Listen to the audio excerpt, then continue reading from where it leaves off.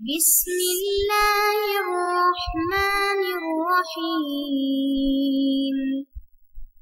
بسم اللہ الرحمن الرحیم۔ السلام علیکم ورحمۃ اللہ وبرکاتہ۔ امید ہے آپ تمام احباب خیر و عافیت سے ہوں گے۔ آج جلالین ثانی کا سبق نمبر 220 ہے اور اس سبق کے اندر ہم سورۃ النوح کی آیت نمبر 14 سے لے کر 20 تک کا ترجمہ اور تفسیر پڑھیں گے۔ پہلے آیات کا ترجمہ دیکھ لیں۔ وَقَدْ خَلَقَكُمْ أَطْوَارًا، حالانکہ اس نے تمہیں تخلیق کے مختلف مرحلوں سے گزار کر پیدا کیا ہے۔ أَلَمْ تَرَوْا كَيْفَ خَلَقَ اللَّهُ سَبْعَ سَمَاوَاتٍ طِبَاقًا، کیا تم نے یہ نہیں دیکھا؟ أَلَمْ تَرَوْا، کیا تم نے یہ نہیں دیکھا کہ اللہ نے کس طرح سات آسمان جو ہے وہ طباقہ اوپر تلے پیدا فرمائے ہیں۔ وَجَعَلَ الْقَمَرَ فِيهِنَّ نُورًا وَجَعَلَ الشَّمْسَ سِرَاجًا، اور ان میں چاند کو نور بنا کر، وَجَعَلَ الشَّمْسَ سِرَاجًا، اور سورج کو چراغ بنا کر پیدا کیا ہے۔ وَاللَّهُ أَنبَتَكُم مِّنَ الْأَرْضِ نَبَاتًا، اور اللہ نے تمہیں زمین سے بہترین طریقے پر اگایا ہے۔ ثُمَّ يُعِيدُكُمْ فِيهَا وَيُخْرِجُكُمْ إِخْرَاجًا، پھر وہ تمہیں دوبارہ اسی میں بھیجے گا۔ ثُمَّ يُعِيدُكُمْ فِيهَا، اسی میں بھیج دے گا۔ وَيُخْرِجُكُمْ إِخْرَاجًا، اور وہیں سے پھر باہر نکال کھڑا کرے گا۔ وَاللَّهُ جَعَلَ لَكُمُ الْأَرْضَ بِسَاطًا، اور اللہ نے ہی تمہارے لیے زمین کو ایک فرش بنا دیا ہے۔ لِتَسْلُكُوا مِنْهَا سُبُلًا فِجَاجًا، تاکہ تم اس کے کھلے ہوئے راستوں پر چلو۔ عزیز طلبہ، ان آیات کے اندر اللہ تبارک و تعالی کی جو شان تخلیق ہے اور اس کے انعامات ہیں اس کا تذکرہ فرمانے کے بعد، یعنی کہ یہ ساری چیزیں تمہارے سامنے ہیں جو اللہ تعالیٰ کی بنائی ہوئی ہیں، یہ بھی تم جانتے ہو کہ یہ سب کچھ اسی نے پیدا فرمایا ہے، پھر کیا وجہ ہے کہ تم اللہ کی عظمت کے قائل نہیں ہوتے، اللہ کی عظمت کو نہیں مانتے؟ اس کی آگے مزید مثال دی کہ اللہ تعالیٰ نے تمہیں جو ہے وہ مختلف اطوار سے پیدا فرمایا ہے۔ پہلے تم نطفہ تھے، پھر جمع ہوئے خون کی صورت میں بن گئے، پھر ہڈیاں بنی اور ان پر گوشت چڑھا۔ یہ سب اللہ تعالیٰ کی کاریگری ہے۔ اس نے تمہیں پیدا فرما کر احسان فرمایا، لیکن تمہیں کیا ہو گیا ہے؟ عقلوں پر پتھر پڑ گئے کہ اللہ تعالیٰ کی ذات پر ایمان نہیں لاتے اور اس کے وحدانیت کے قائل نہیں ہوتے۔ انسانوں کے اندر جو دلائل توحید ہیں ان کے ذکر کے ساتھ ساتھ حضرت نوح علیہ السلام نے دوسرے دلائل کی طرف بھی توجہ فرمائی اور فرمایا أَلَمْ تَرَوْا كَيْفَ خَلَقَ اللَّهُ سَبْعَ سَمَاوَاتٍ طِبَاقًا، تمہیں کیا ہو گیا ہے؟ کیا تم نہیں دیکھتے کہ اللہ تعالیٰ نے نیچے اوپر 7 آسمان جو ہے وہ پیدا فرمائے ہیں اور ان میں چاند کو نور بنایا اور سورج کو چراغ بنایا۔ وَجَعَلَ الشَّمْسَ سِرَاجًا، سورج کو چراغ بنایا۔ جس طرح ایک گھر میں ایک چراغ کے ذریعے سے گھر کی ساری چیزیں جو ہے وہ انسان دیکھ لیتا ہے، اسی طرح سورج کے ذریعے سے اہل دنیا جو ہے وہ سورج کی روشنی میں وہ سب کچھ دیکھ سکتے ہیں جو زمین کے اوپر ہے۔ آگے مزید فرمایا وَاللَّهُ أَنبَتَكُم مِّنَ الْأَرْضِ نَبَاتًا، اللہ نے تمہیں زمین سے ایک خاص طریقے پر پیدا فرمایا ہے، جس کا ذکر جو ہے وہ حضرت آدم علیہ السلام کی تخلیق کے ذکر کے بارے میں بھی جو ہے وہ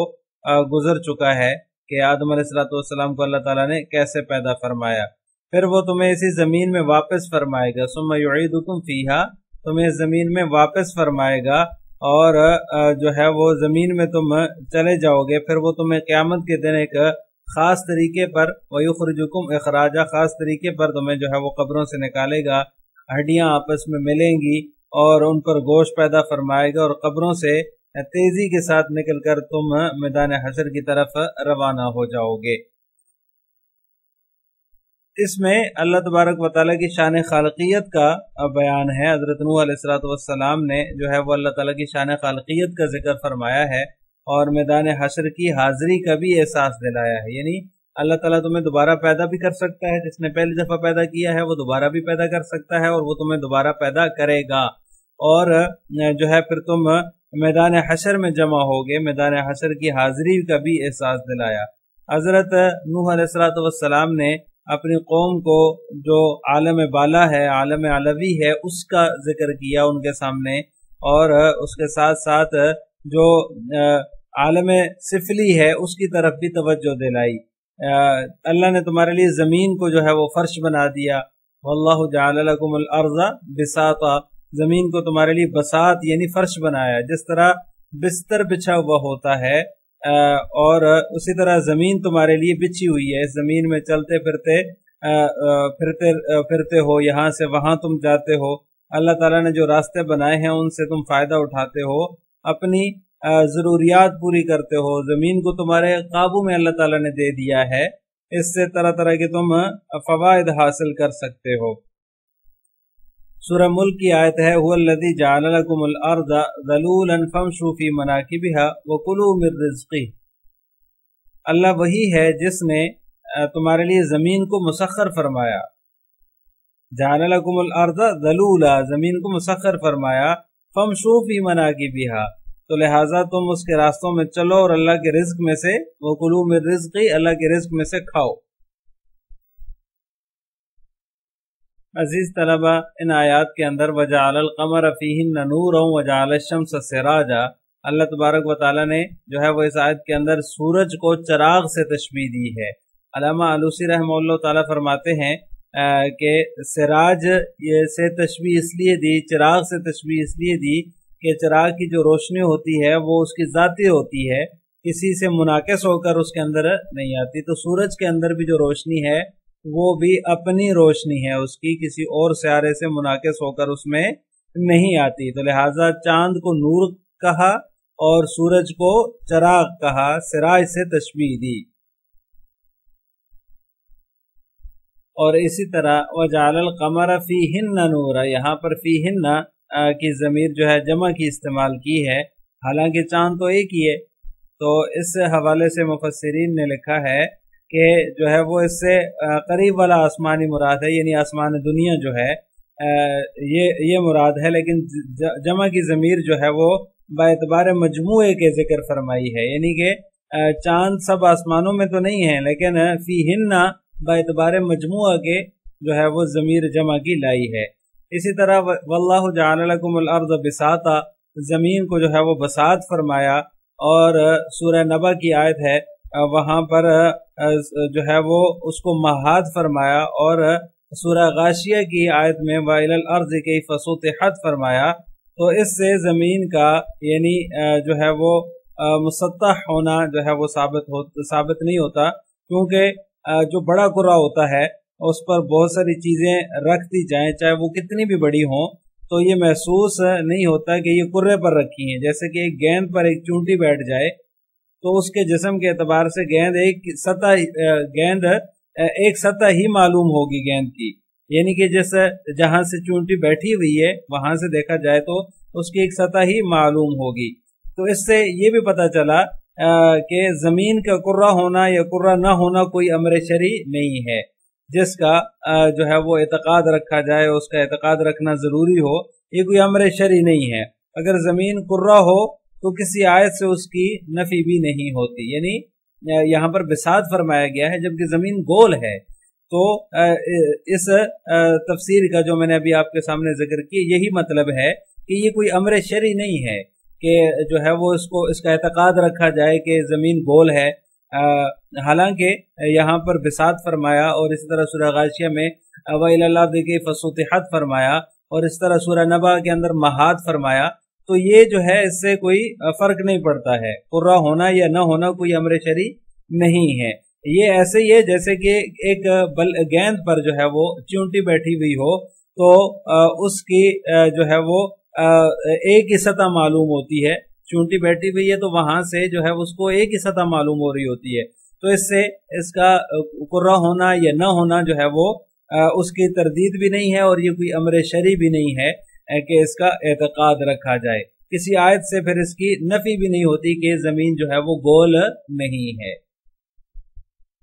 اب ان آیات کی تفسیر جلالین ملاحظہ ہو، وَقَدْ خَلَقَكُمْ أَطْوَارًا جمع طور وهو الحال فطورا نطفة وطورا علقة إلى تمام خلق الإنسان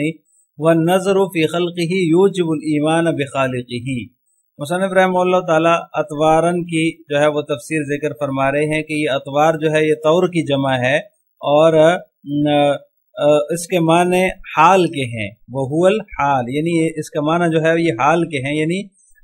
ایک حالت نطفے کی ہے فطورا نطفتن وطورا علقتن، اور ایک حالت جو ہے وہ علقہ کی ہے الی تمام خلق الانسان، انسان کی تخلیق کے مکمل ہونے تک، والنظر فی خلقہ یوجب الایمان بخالقہ، اور انسان کی تخلیق میں غور کرنا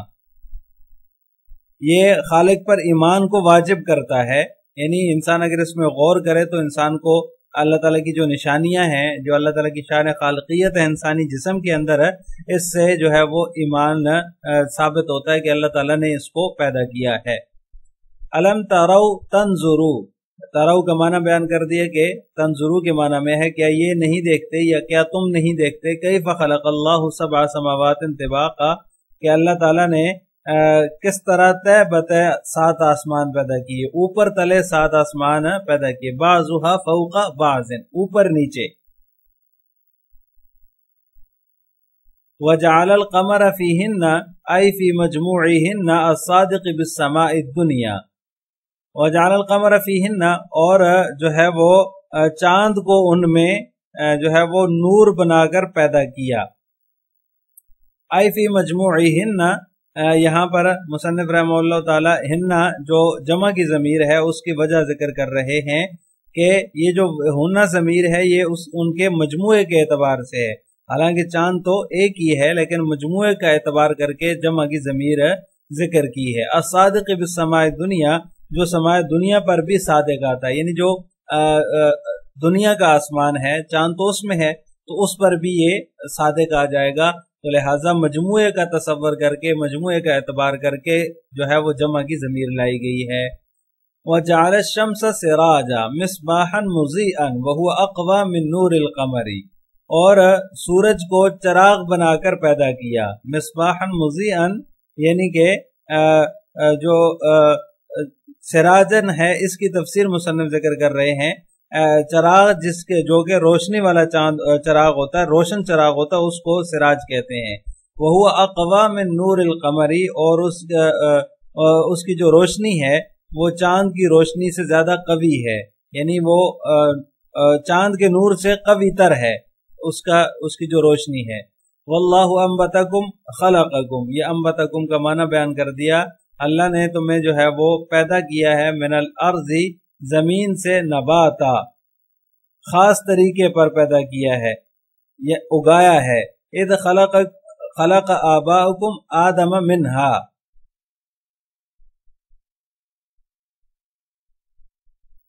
اس عبارت سے مصنف رحمہ اللہ تعالی یہ بتانا چاہ رہے ہیں کہ یہ آدم علیہ السلام کی تخلیق کی طرف اشارہ ہے کہ جب آدم علیہ السلام جو کہ تمہارے جو ہے وہ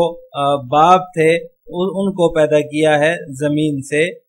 خاص طریقے سے اللہ تعالیٰ نے ان کو پیدا کیا، تو یہ اس کی طرف اشارہ ہے۔ ثم یعیدکم فیہا مقبورین،